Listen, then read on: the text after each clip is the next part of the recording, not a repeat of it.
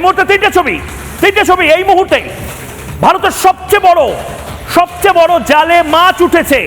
সন্ত্রাসবাদী তাহাউর রানা, যাকে আনা এবং দাউদ ইব্রাহিমকে আনা কার্যত এক। পালম এয়ারবেসের ছবি, এনআইএ হেফাজতে তাহাউর রানা, সাদা চুল, এক মুখ দাড়ি।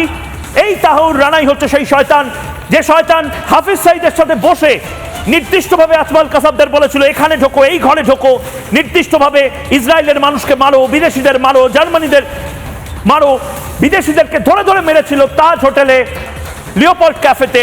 প্রথম ছবি এই মুহূর্তে 17 বছরের অপেক্ষার অবসান, অবশেষে তাহাউর রানা, এনআইএর হাতে তাহাউর রানা। গোটা ভারতের এই মুহূর্তে দেখা উচিত নরেন্দ্র মোদীর বিশাল জয় সন্ত্রাসবাদের বিরুদ্ধে।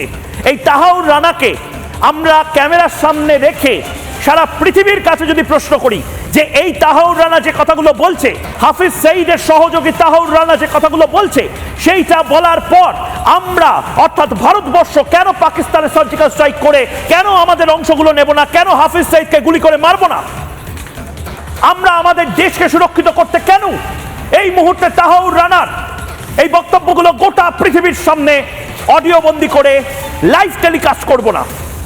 পাতিয়ালা হাউস কোর্টে আজ রাতেই তাহাউর রানাকে হাজির করা হবে।